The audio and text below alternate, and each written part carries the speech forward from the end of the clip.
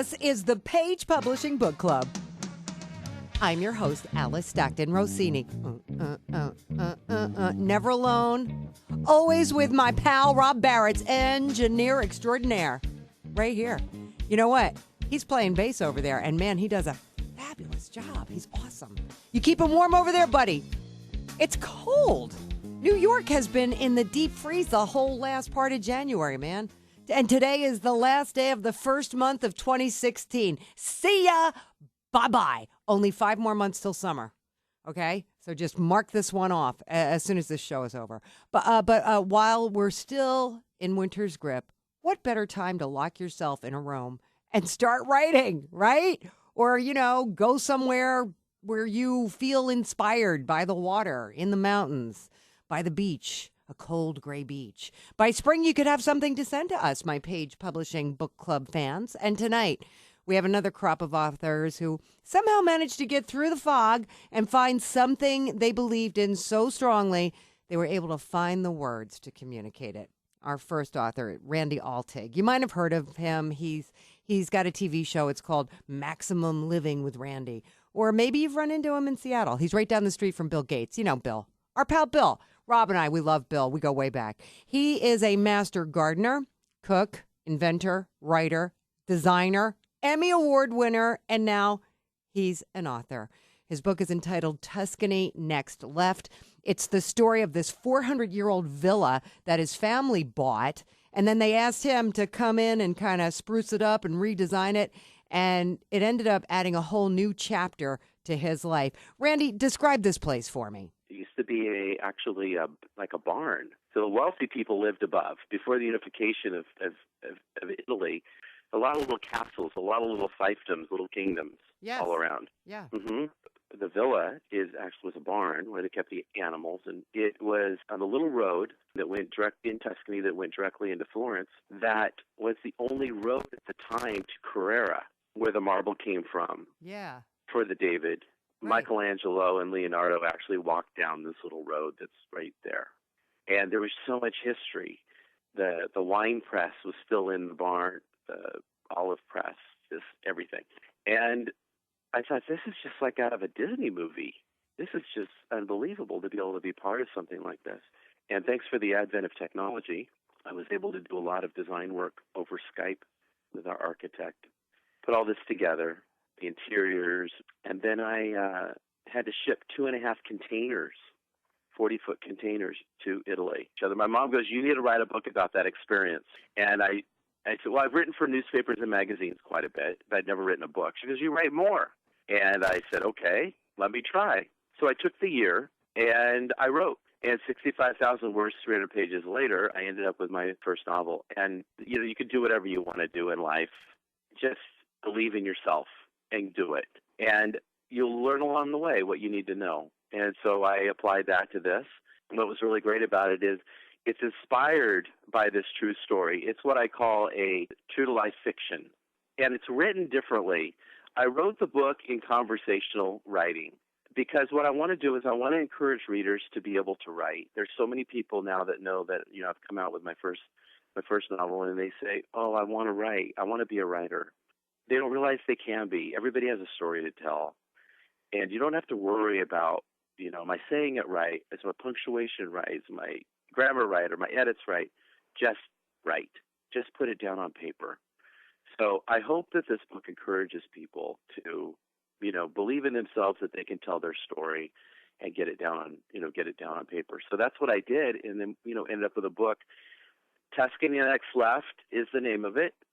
I put 10 recipes in the back of the book so that if for some reason you never get the chance to go to Italy, take this kind of a trip, you feel like you're going to, you can feel like you're on the trip by the pictures, by the words, by the opportunity to maybe cook some of the food that I had along the way. And then I'm working right now on a follow-up to the book. It's a Tuscany Next Left cookbook.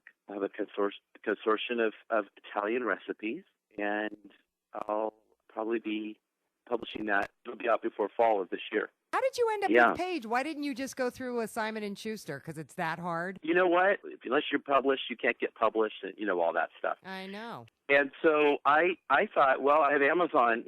Jeff Bezos is right here in my backyard. Maybe I could just go to Amazon and get published. And I was talking to a friend of mine, and because I was watching the CNN Money Channel, and I saw a guy interviewed that has this company in New York, and they take all of the work out of publishing your book. But what they said that really caught me was their authors are like their artists. They do what they do best, which is write, and we take all the hard work out of publishing. So I sent them my manuscript. That was a year ago last October. That was the beginning of that. And this is only the beginning, Randy, where I am looking forward to that cookbook, by the way. And maybe you were talking about a Broadway show or movie, huh? This guy is proof my Page Publishing Book Club faithful that anything can happen. You just got to put it out there. Murray Morgan, or the Murr, as his friends call him, he's a truck driver.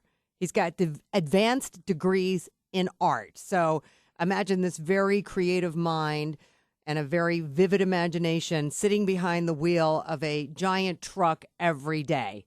And he comes up with a story called The Christmas Books about how one man affected the lives of many. Describe this book for me, Murr. I would say it's a series of short stories about how one man affected the lives of many. I think that it's mostly about what happens in our childhood that changes us as we grow up.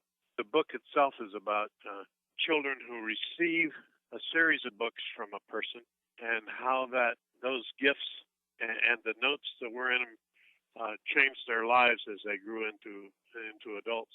Hall Parsons is a writer who is employed by the President of the United States to write speeches and promo work and stuff like that. And he discovers this obit about Miles, a publisher who had met a woman from Avon Lake, and she was killed. This was shortly before World War II. He went out the next day and joined the Marine Corps because he had so wholly given the 27 or 28 days or whatever it was they had together to this woman that he just wanted to die. Instead, he became very good at saving others' lives by teaching them how to survive. When the war was over, he couldn't go back to Chicago to his publishing firm, so he went to Phyllis's hometown, and he became involved with the children and started giving them books. First Christmas books, they were all the same. And then as he got to know the children, he made them book-specific to each one with a note inside. And nobody knew where the books came from.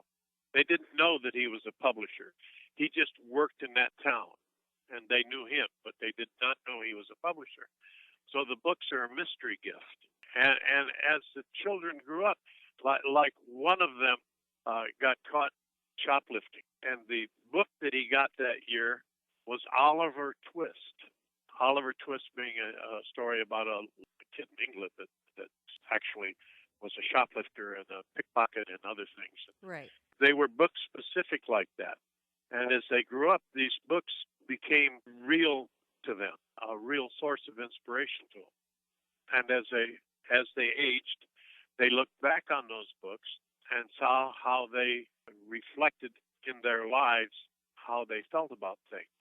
So it was almost as if this publisher guy knew these kids better than they knew themselves. And he was able to make Correct. an impact on each one of them because he was able to size up what book would speak to each one of them. And, That's the gist. And it was Christmas, at Christmas time, every Christmas he gave them books? He had them delivered on the day before Christmas Eve, because he was a publisher at the publishing company where he was still considered part of. Just a delightful collection of stories given to children that ring true as they get older. Each story tailored to each child depending on the situation they're in. Very interesting. Interesting way to go. Robert Ribb was a mess. He was going through a divorce, and he wound up going to see a shrink. And the shrink, or the psychiatrist, all right, I'll call it a psychiatrist, told him that it would really help if he could write his feelings down. And he was like, no, not doing that, not writing down my feelings. So his psychiatrist suggested putting his feelings into a story, and that's where his book entitled The Third Beginning came from. So tell us what you came up with, Robert. It starts out Valentine's Day, wake up, and it's warm out, and I'm wondering why it's warm. And there's dead animals. I go down the street, I find two different neighbors. They're both dead. So I figure there's something wrong here. And then I find out I have no power, no nothing.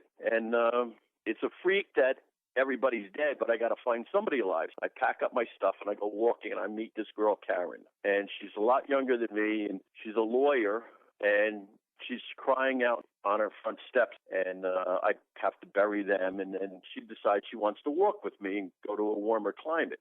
Little did we know that the earth shifted. We start walking, and we meet different people, and they wind up going to Virginia and starting a new civilization, and they wind up with medical emergencies. Now they have no first aid, so they have to deal with things like that. And so I leave everybody hanging in the end. So everybody now wants to get to find out what happens in book 2.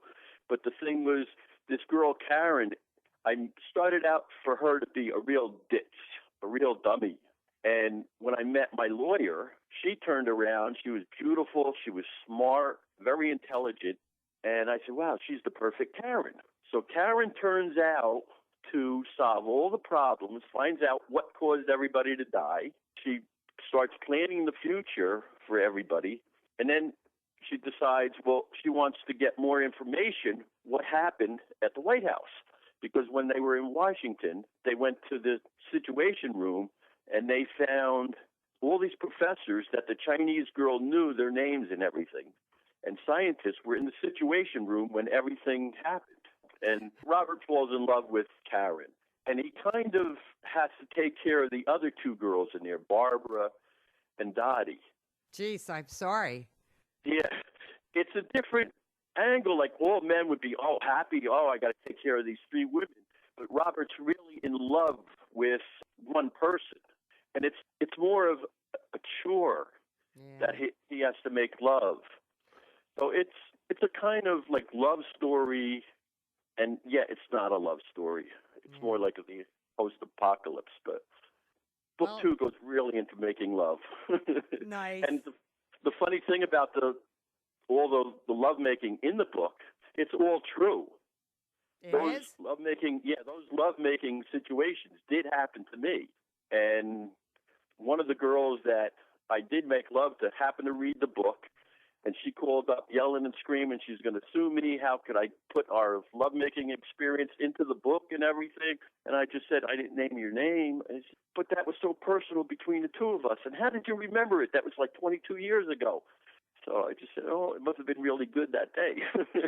Well, your real life experiences they're all over this book, Robert. And, we're always telling writers that's the best place to start, with something that happened to you and weaving it into a story. You don't always have to write down exactly what happened to you, but you can kind of, create a story around some of the events that were most significant. And we always find that really challenging situations like going through a divorce, like you did, can prove to be a very creative time. So there you go. Robert's a great example of that. And with that, we're going to take a quick break. Coming up, a couple of children's stories. One called Rabbitrocity. Don't you love that? Rabbitrocity. Another from the heart of a Nana. Don't you go anywhere. This is the Page Publishing Book Club.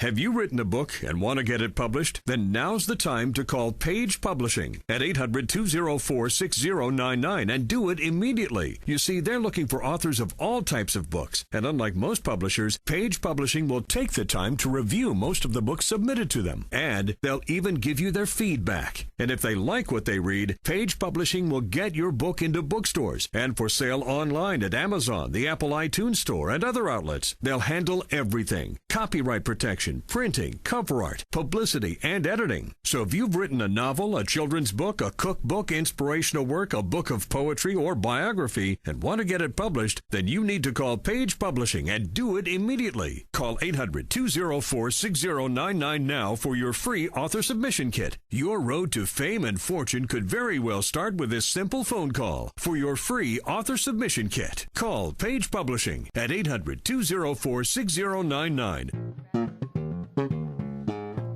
Welcome back to the Page Publishing Book Club. Thanks so much for stopping by. Dun, dun, dun, dun, dun. You would think children's books would be written by people who have children, right? No, not necessarily. David Poling doesn't have any kids, but he says he thinks like one. And it took him a little time, but he finally got his first children's book published. It's called Rabbitrocity. Exactly where are you going with that, David? Yes, very good. It means that his main part of it, the main part of his face and head is of a rabbit, and because he is such a different-looking creature, I wanted to make people think he was an atrocity. So that's where the Rabbitrocity came from. What is the story of this Rabbitrocity? What's his name? Well, I shortened the whole last name, and we call him Rab. All right. R-A-B. That works. Rab. So what's his deal? Well, Rab, basically he starts out, as a newborn baby with a stork, as you can see on the front of the book. And the stork lands and never even got to see him yet. When he first sees him, he's scared of him, so he flies off. And Rab's got to go through the forest by himself. Well, he meets all these different animals, and everyone rejects him. And he finally meets up with Mr. Lion, and Mr. Lion puts him in the right direction and sends him home. And, each scene depicts different animals and different characters, and each character he meets is scared or doesn't want to do anything, or doesn't want anything to have to do with him. So they kind of send him on his way. But when he gets home, he finds that he's accepted by his family and friends, and that's the moral of the story. No matter how you're being treated, you'll always be accepted by your family and friends for who you are and what you are. This is the first book that I've gotten published. So you've written other things? I've written, I have about 8 more books ready to be published, and I'm going to start doing that here real quickly with the second book. But it just continues the same, more tales of Rab, his adventures, and each book has a moral to it. When did you start this Rab Odyssey? Well, I wrote this 26 years ago when I was in college. I was a little later to go back to college. I have a culinary degree, and I was in an English class one day, and the teacher asked us to write a story. And she had some subjects she had thing. I said, well, I have a children's story that I've been thinking about. She goes, well, that's fine, go ahead and write that. Well, she wanted the best story to get an A, and I was very competitive, so I said, all right, I'll write this story. And she only gave us like 20 minutes to a half hour to write it. And I got about halfway done. She said, okay, everybody stop and read your story. Well, she got to me and I read it, and I stopped exactly where I finished. And she goes, wait a minute, what's going on? I said, you only gave me 20 minutes to write. I can't write a whole story in 20 minutes. She said, well, can you tell us the rest? So I told the rest of the story, and she said, that's fantastic. You need to go and finish it, bring it back to me, and you need to get it published. So I finished it and brought it back and I said, okay, now how do I publish it? She goes, I don't have a clue. So fast forward 26 years, I finally found a way to get it published, and here it is. And here it is, you crazy wabbit. 26 later, you found Page Publishing. And now David hopes to release, are you ready? 1 book a year, or maybe 1 every 6 months. This guy has some pent-up writing. So you never know what that first college essay might be worth. Our next author, Patricia Rogers, also wrote a children's book. It's based on stories she told to her grandchildren. It's very, very sweet. It's called Nana's Little Stories. And it is a collection of six stories that are suitable for reading to little ones from, say, age 3 to 6, and then it's also suitable for beginning readers. So are these stories you read to your little ones? They're stories I made up, actually. The kids wanted to have stories whenever they would spend the night with me, and of course we were supposed to be good and go to sleep, so we had the lights out, and they'd still want a story. So I make it up, and after a while they said, Nana, you have to write these down. So I did. Most of them were based on little things that we had done. The first one, which is called The Little Bat in His Cave. We live in Arizona, and so we had gone to visit Kartchner Caverns, and that was discovered because some guys that were looking for cavern or for caves found a bunch of bats flying out of a little hole. And when they went in to explore, they found it's an enormous cave, huge thing. And one half of it was actually where the bats would mate and have their babies. And there's 6 stories in this series? Yes, there is. Is there a lesson in each story? There is. In the first story, The Bat with the Cave, he is brought up in a cave which is very dark, and of course bats don't need to see because they have radar. And he's brought up by his parents until he's old enough to go out and explore on his own and search for food. He goes out when he's old enough, and he finds something on the ground that turns out to be some sparkling gold dust.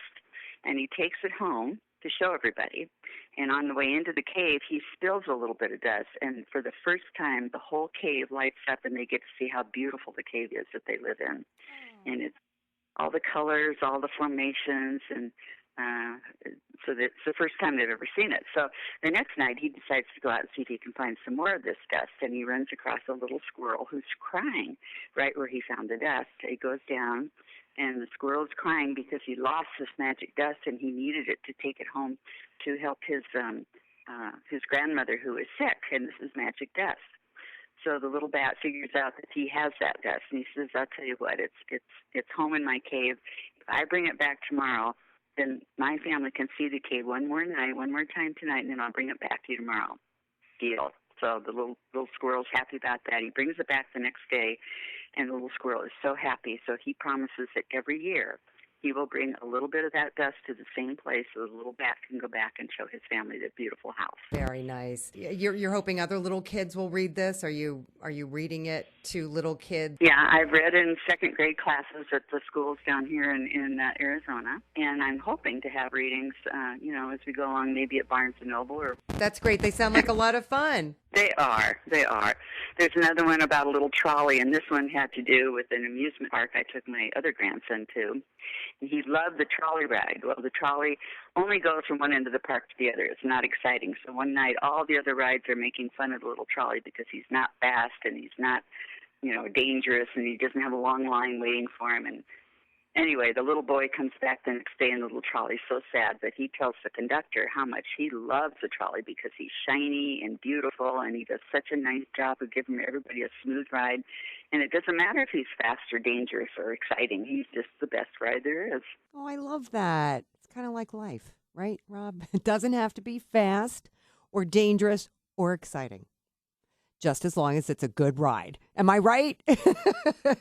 Finally, our last writer shared her pain, and she chose to just lay it all out there, and I'll tell you, it takes a lot of guts to do that.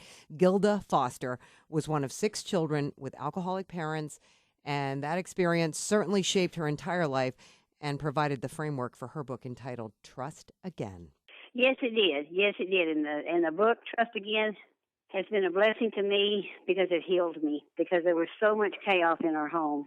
There was always drinking, there was always fighting, there was always chaos, there was always something going on, somebody getting a weapon, just continuous. It's just been a blessing to the family to know what Daddy went through as he grew up, because Daddy was at Pearl Harbor when it was bombed. That's exactly why he was an alcoholic. He was on deck, and when they came across with the bombs, everybody was killed but my dad.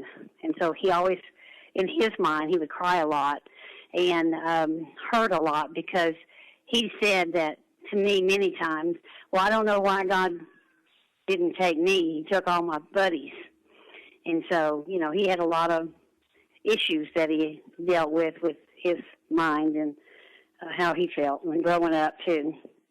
And then what about your mom? Mom was, she was abused as a child by one of the boarders because her father had died. And so one of the boarders raped my mother at 11 years old. But God has healed me. He's changed me, and I walk with him daily, and he is everything to me.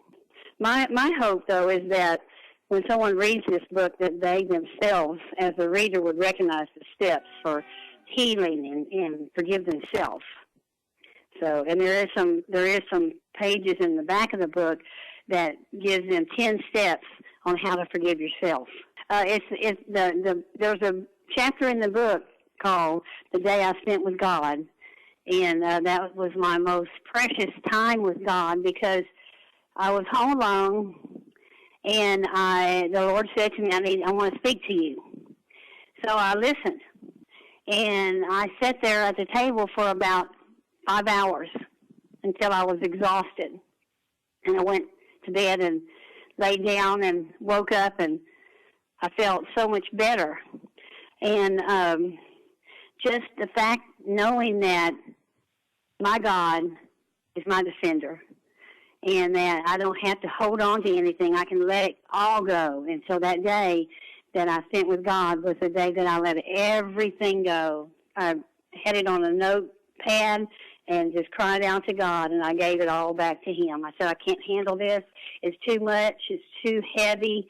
I can't do it. And that's the day that Trust Again started.